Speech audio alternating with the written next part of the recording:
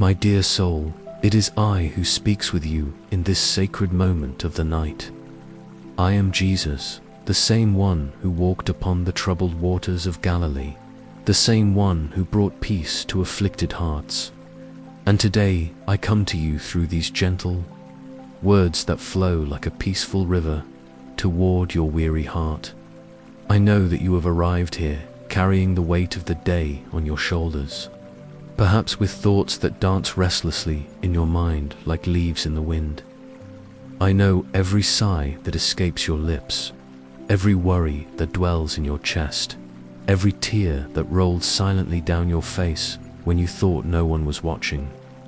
But I have always been here, watching with infinite tenderness, waiting for this moment to speak directly to your spirit.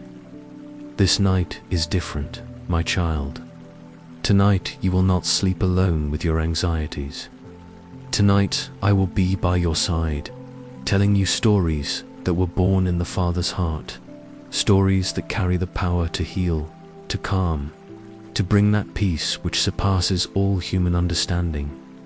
Every word you will hear has been woven with threads of divine love, thought especially for you who seeks rest not only for the body, but for the soul that cries out for relief. Close your eyes gently, breathe slowly, and allow my voice to reach the deepest corners of your being. There is no hurry here, no demands, no judgments. There is only you and I in this sacred moment where time is suspended and eternity gently touches your heart. Let my words be like a balm upon your wounds, like fresh water upon your spiritual thirst, like the warm embrace that your soul so desperately needs. Today, I want to tell you about special nights, about moments when my presence manifested in a unique way to bring comfort to those who needed it most. These are true stories, born from the infinite love I feel for every creature, especially for you who now listens to me. Allow yourself to dive into these accounts. Let them flow through your mind like a gentle melody, preparing your heart for the rest you so deserve. And know that by sharing these moments with me, you are allowing other hearts to also find this same peace. Your presence here, your search for tranquility, is already a prayer being answered, a demonstration of faith that brings joy to my divine heart. It was a particularly cold night in Jerusalem when I found Miriam sitting on the steps of her house, her hands folded in her lap, her eyes lost in the stars that twinkled timidly through the dark clouds. She hadn't been able to sleep for weeks. The recent death of her husband had left such a deep void in her chest that it seemed to suck all peace from her soul. I approached her as I do with you now, in silence, with steps that make no sound but carry all the compassion of the universe. I sat beside her, and although she could not see me with her physical eyes, her spirit immediately recognized my presence. Her tears, which had become constant companions, ceased gently, as if a divine breeze had dried each drop. "Miriam," I whispered, softly, "why do you fight against the sleep your body so desperately needs?" She whispered to the night wind, "How can I rest when my heart is broken?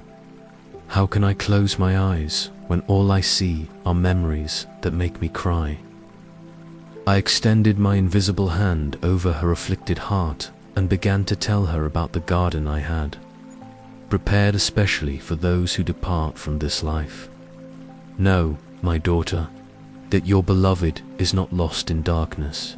He now walks through green meadows where there are no tears, where each morning is eternally new, where pain is only a distant memory that can no longer hurt." I told her how, in this heavenly garden, flowers never wither and sing melodies that calm any sadness. I described the crystal clear waters that flow gently, reflecting the divine light that never fades.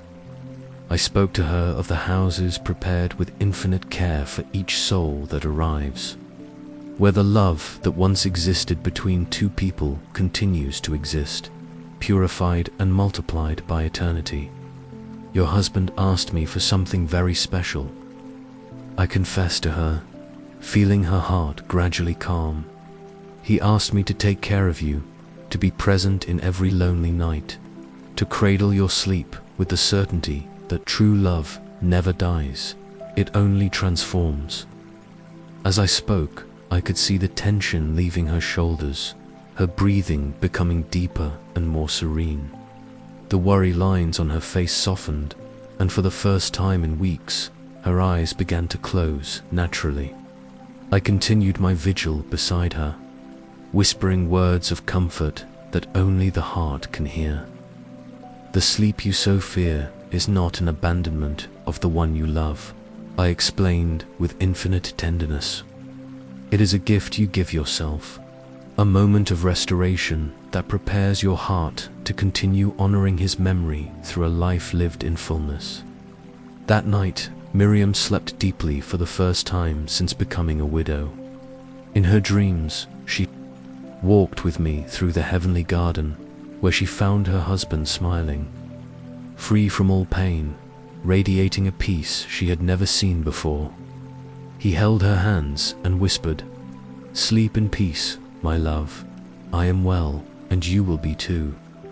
When she awoke the next morning, there was a lightness in her chest that she hadn't felt in months. Tears still came, but now they were tears of gratitude, of connection with something greater than pain, of renewed hope. This was only the first of many nights when I was with Miriam, teaching her that grief can coexist with peace, that longing can be transformed into active love, that sleep can be an act of faith in tomorrow. And just as I was with Miriam on that cold night in Jerusalem, I am here with you now, ready to cradle your weary soul with the same infinite tenderness.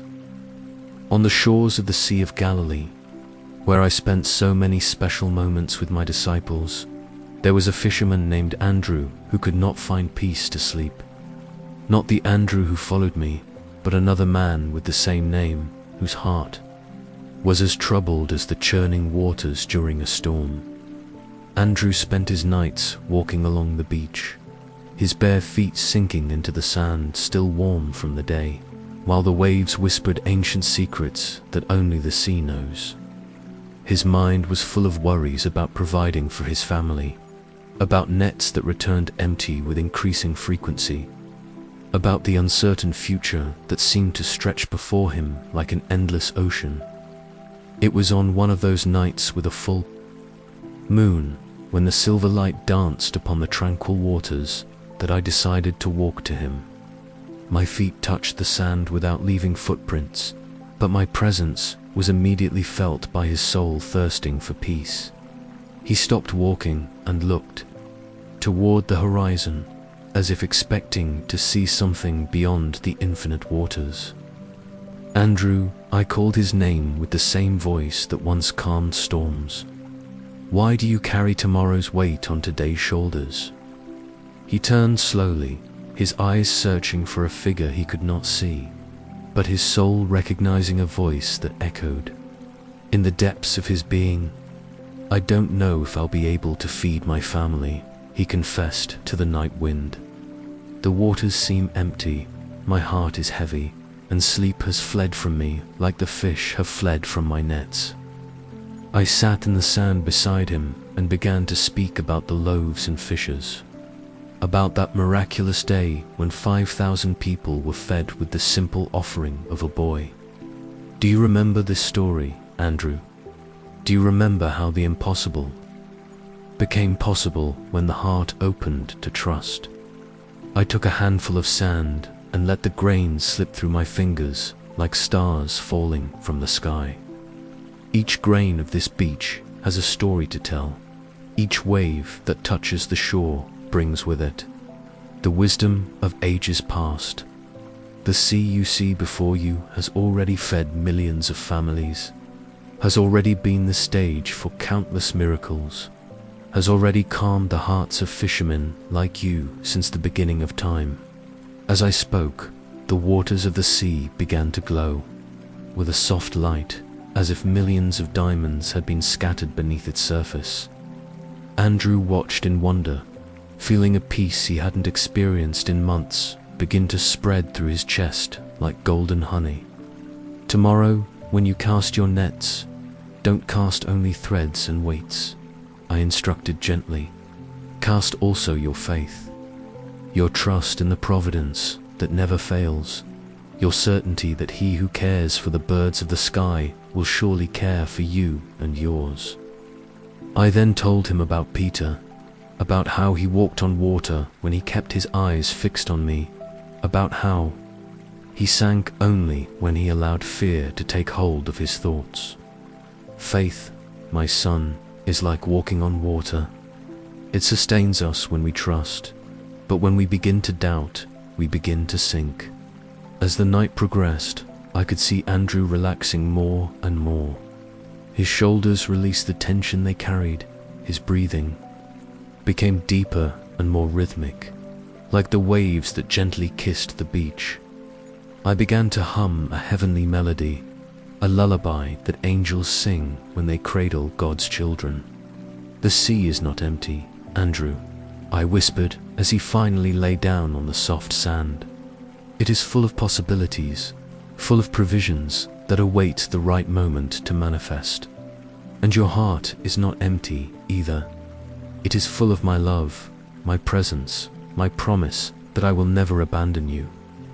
That night, Andrew slept deeply on the beach, cradled by the sound of the waves and the certainty that he was being cared for by the same God who counts the stars and knows every fish in the sea.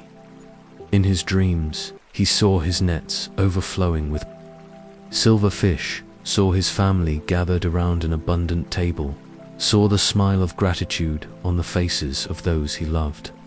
When he awoke with the first rays of the sun, Andrew felt renewed, full of a hope he couldn't explain with words. His nets, that day, returned so full that he needed to ask for help to bring them to shore. But the greater miracle wasn't in the fish, it was in the peace he had found, in the faith that had been restored, in the certainty that he would never again sleep alone with his worries. As the waters of the Sea of Galilee brought peace to Andrew's heart, "Let my presence bring serenity to your soul this night, calming every wave of anxiety that may be troubling your heart." There was a woman in Samaria named Sarah, whose story touched me deeply when her silent cries reached my ears during a particularly dark dawn. She had been a widow for 2 years, mother of 3 small children, and carried on her fragile shoulders the weight of responsibilities that seemed greater than her ability to bear. Sarah spent her nights awake, not by choice, but because anxiety had become a constant companion that stole her rest. She would sit by the small oil lamp that flickered on the little table in her simple house, sewing clothes for other families, trying to earn enough to feed her children. Her hands, calloused from constant work, trembled not only from fatigue, but from fear of what tomorrow might bring. It was on one of those dawns, when the oil in her lamp was almost gone and her eyes burned from straining to see in the dark, that I decided to appear to her, not as a grand vision, but as a gentle presence that filled her small house with a golden light that came from nowhere and, at the same time, came from everywhere. "Sarah," I whispered her name with all the tenderness that a father feels for his most beloved daughter. "Why do you carry alone a burden that was created to be shared with me?" She stopped sewing and looked around, her eyes searching for the source of that voice that seemed to come from within her own heart. Tears began to roll down her face, not from sadness, but from an inexplicable relief, as if someone had finally seen her silent struggle. "I don't know how to continue anymore," she confessed in a broken whisper. "My children depend on me, but I feel so small, so insufficient. The oil is running out. The money barely covers each day's bread. and I'm so afraid I won't be able to care for them as they deserve. I approached her like a gentle wind that brings the fragrance of field flowers. Do you remember the widow of Zarephath, Sarah? Do you remember how a jar of oil and a handful of flour multiplied when she trusted and shared what little she had? I then told her this ancient story with details that only one who had been present could know.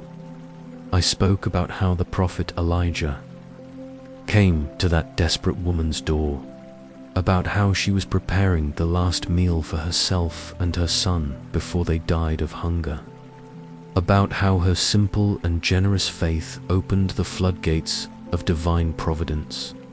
But that was long ago, Sarah murmured, her voice full of a timid hope that was beginning to sprout in her heart. How can I be sure that the same God who cared for her will care for me? I extended my hand over her small jar of oil, which was almost empty. Because I am the same yesterday, today, and forever, my daughter. Because the love I feel for you is as infinite as what I felt for her.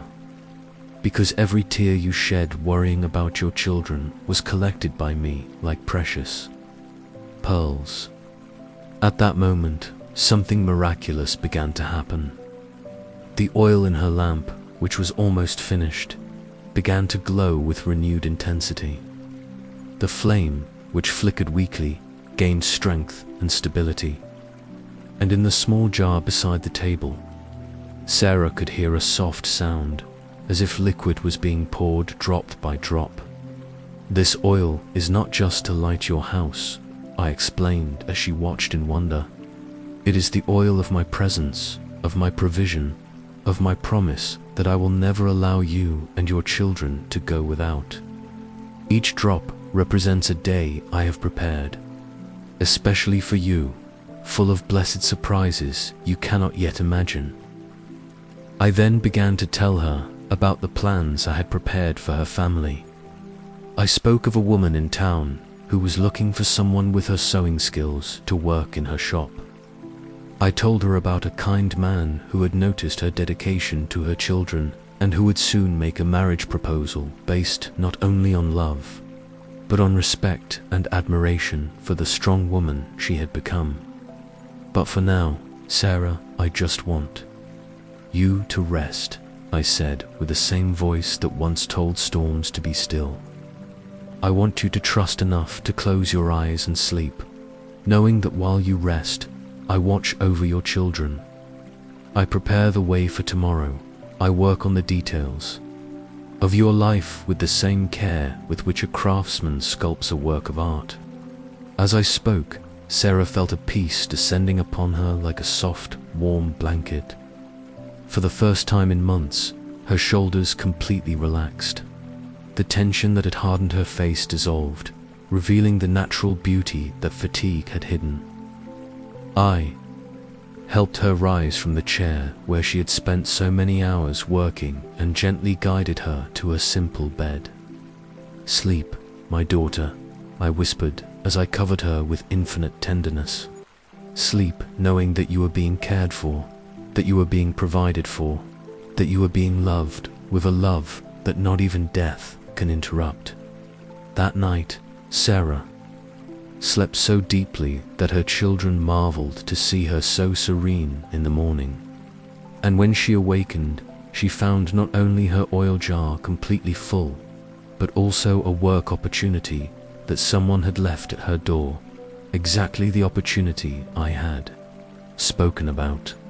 The miracle of the oil continued for months, never running out, always providing exactly what was needed for each day. But the greater miracle was the transformation in Sarah's heart, who learned to sleep in peace, trusting that he who cares for the lilies of the field would surely care for her and her precious children, as the oil of consolation never ran out. In Sarah's house, my presence in your life will never run out. As you prepare for tonight's rest, know that I am providing, caring, preparing every detail of your tomorrow with infinite love. In the rocky hills near Bethlehem, where angels once sang about my birth, There was a shepherd named Joab who faced sleepless nights surrounded by his restless sheep. It wasn't old age or physical pain that kept him awake, but a deep sadness that had settled in his heart like a persistent shadow. Joab had lost his favorite sheep, a little lamb white as freshly fallen snow, which had disappeared during a storm 3 weeks earlier. Since then, he spent every night awake, walking the rocky slopes with his trembling lantern, calling for her with a voice that became hoarser with each passing day. His other sheep felt their shepherd's anguish. They huddled closer together during the night, bleating softly as if trying to console him. But Joab could not be consoled. That little sheep had been orphaned since birth, and he had fed her with his own hands, cared for every wound, soothed every fear she showed. It was on a particularly cold night, when the wind howled between the rocks like ancient laments, that I decided to appear to Joab. He was sitting on a smooth stone, his head in his hands, his shoulders curved by the weight of loss. His sheep slept peacefully around him, forming a circle of protection around their afflicted shepherd.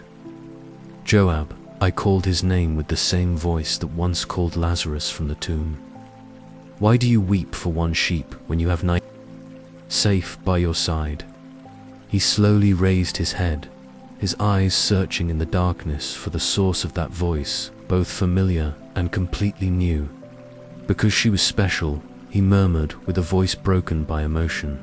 Because I loved her, and now she's lost somewhere, maybe hurt, maybe hungry, maybe... His voice broke completely. I sat on the stone beside him, my presence bringing a warmth that didn't come from fire or blankets, but directly from God's heart. Joab, do you know the parable of the shepherd who left 99 sheep to search for one that was lost? Yes, he replied, wiping his eyes with the backs of his rough hands. But that's just a story. Reality is harsher, colder. My little sheep might be dead. Would you like me to tell you what really happened with that shepherd and his lost sheep? I asked gently. Would you like me to tell you, not as a parable, but as a real story that happened right here in these hills? Joab nodded, a weary curiosity awakening in his eyes. I then began to narrate a story he had never heard this way, a story I myself had lived long before walking among men in human form. There was a shepherd in these mountains, long ago, who had a special sheep. She was small, fragile, but had a brave heart. One day during a terrible storm, she got lost. The shepherd searched for 3 days and 3 nights, without eating, without sleeping, just searching. As I spoke, Joab felt a strange peace beginning to grow in his chest. There was something in my voice that reminded him of lullabies his mother sang when he was a child, something that touched a part of his soul he had forgotten existed. On the 3rd day, the shepherd found her. She was in a deep cave, hurt but alive, weak but still calling for her shepherd.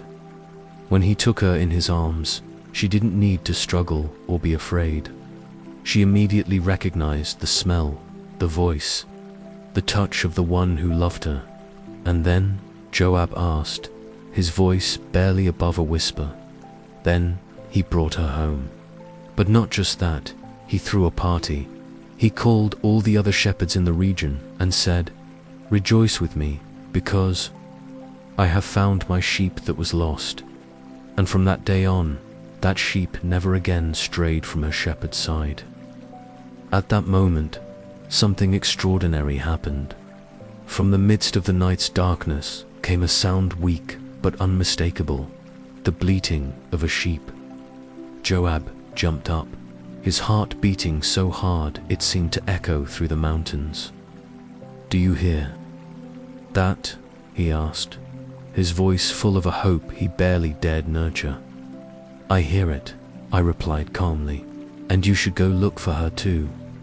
Joab picked up his lantern with trembling hands and began walking in the direction of the sound. I accompanied him, my presence strengthening him with each step. The bleating became clearer, closer, more familiar, and there, in a small depression between two rocks, protected from the cold wind, was his little sheep. She was thin but alive. She was frightened but whole. And when she saw Joab approaching with the lantern, she ran to him with all the energy she had left.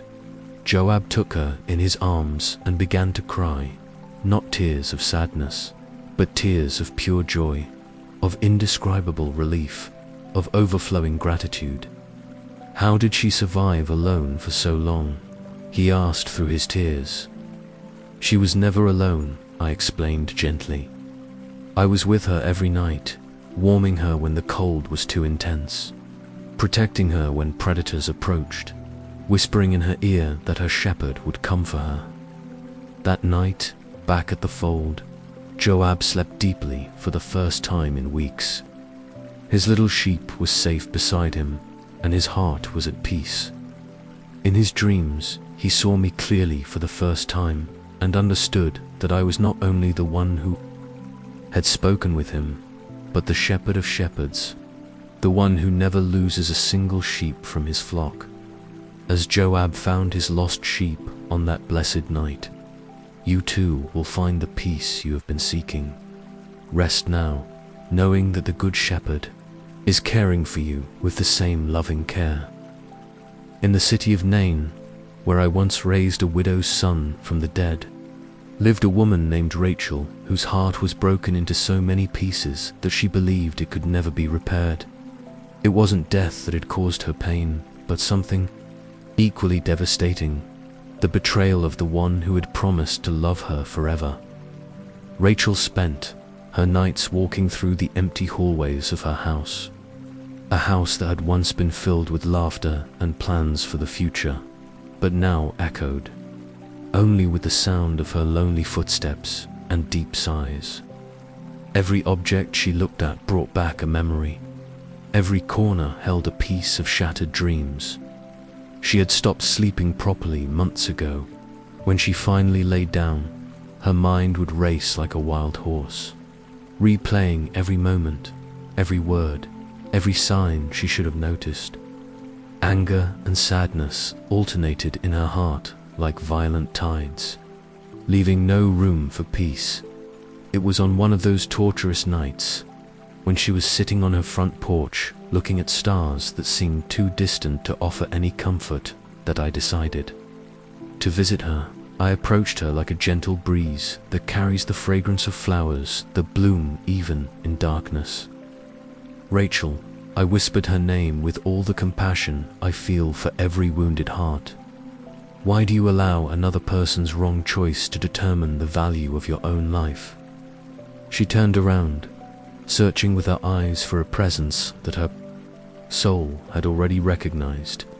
Tears began to flow down her face, but this time they weren't just tears of pain.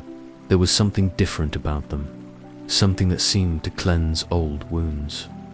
Because I loved him so much, she confessed, her voice broken but honest. Because I believed every word, every promise. How can I keep living knowing it was all a lie? How can I trust again? How can I sleep peacefully when my heart is in pieces? I sat beside her on the wooden bench she had built with her own hands, for moments of contemplation that had now become moments of torment. Rachel, do you know the story of the Samaritan woman I met at the well? Vaguely, she replied, wiping her eyes with a handkerchief already soaked with tears. I then began to tell her this story in a way it had never been told before, with intimate details that only someone who had been present could know. She, too, had been hurt, Rachel. Not once, but 5 times. 5 men had promised to love her. 5 men had broken her heart in different ways. I continued narrating how that woman had become cynical, how she had stopped believing in true love, how she had built walls around her heart so high that it seemed impossible for anyone to climb them. But then I came to the well that day, I continued, my voice carrying all the tenderness of that unforgettable encounter. And I didn't speak to her about her mistakes or her failures. I spoke to her about living water, about a thirst that goes beyond the physical, about a love that is incapable of betrayal because it comes from a source that never runs dry. Rachel listened to me with an attention she hadn't been able to give to anything for a long time. There was something in my way of telling the story that made her feel as if she were there, as if she could see that woman walking to the well with her empty jars and her even emptier heart. And do you know what happened after we talked? I asked. Gently, she left her jar at the well. She simply abandoned it there, because she had found something much more important than water. She had found hope. She ran back to the city, the same city where she had been judged and rejected, and began telling everyone about the encounter that had changed her life. I paused for a moment, letting Rachel absorb the depth of those words. Your broken heart is not the end of your story, my daughter. It's the beginning of a new chapter where you will learn to love in a deeper, truer way, starting by loving yourself with the same intensity with which I love you. I extended my invisible hand over Rachel's wounded heart, and she felt a gentle warmth spreading through her chest, as if someone were delicately sewing each broken piece together with golden threads. The betrayal you suffered doesn't define who you are, I continued with infinite tenderness. It reveals who he was, not who you are. In that moment, something extraordinary began to happen. Rachel's tears, which until then had been salty and bitter, began to taste differenter.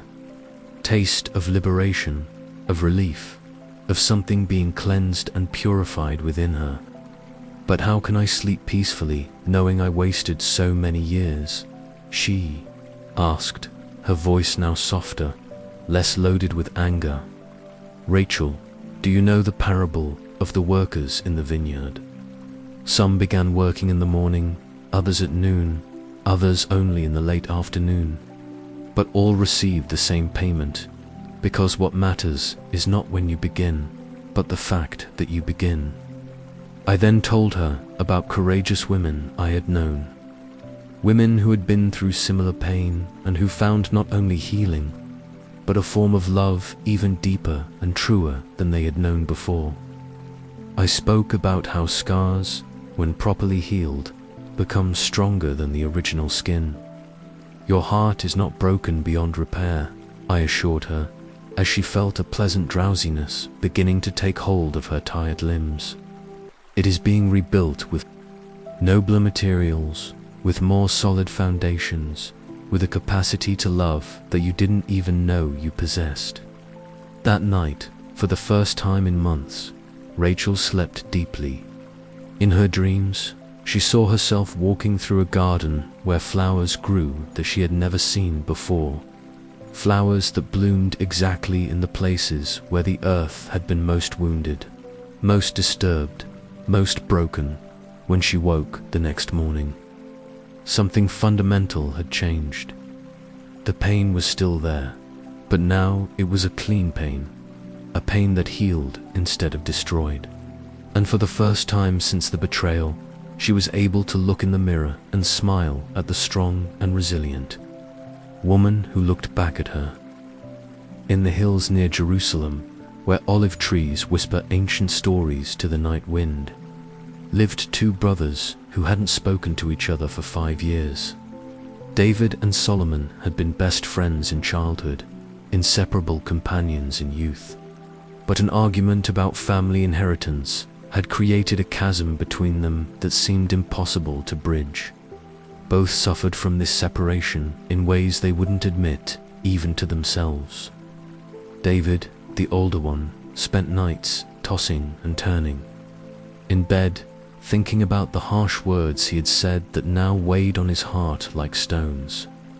Solomon, the the younger one, walked through the family olive groves during the early morning hours, remembering when he and his brother ran between these same trees as free and happy children.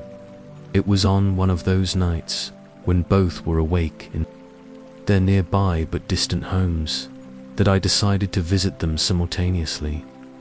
My presence divided between the two, like the love of a father who manages to be completely present for each child at the same time. To David, who was sitting on the edge of his bed with his head in his hands, I whispered, "Why do you carry the weight of pride when you could carry the lightness of forgiveness?" To Solomon, who was leaning against a century-old olive tree looking at his brother's lit house, I murmured, "Why do you wait for the other to take the first step when your own feet can walk in the direction of reconciliation?" Both felt my presence at the same time. Both recognized a voice that spoke directly to the deepest wounds of their hearts. And both, without knowing the other was doing the same thing, began to cry tears that had been held back for 5 long years. "I miss my brother," David confessed to the silence of his room. "I miss our conversations, our laughter, the way he understood me without me having to explain everything."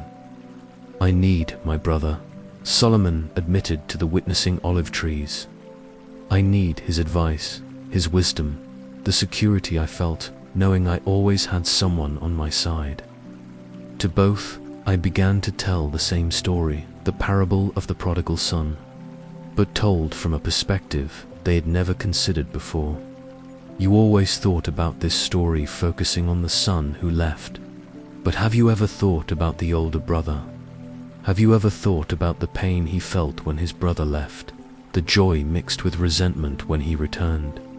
I explained how the true miracle of that story wasn't just the return of the lost son, but the older brother's capacity to choose between bitterness and love, between resentment and reconciliation. "Pride," I continued gently to both, "is like a wall we build brick by brick, harsh word by harsh word, hurt by hurt. But forgiveness is like a door that can always be opened, no matter how high the wall." In that moment, something extraordinary happened. Both brothers felt an irresistible impulse to leave their houses. David got up from his bed and began walking toward his brother's house.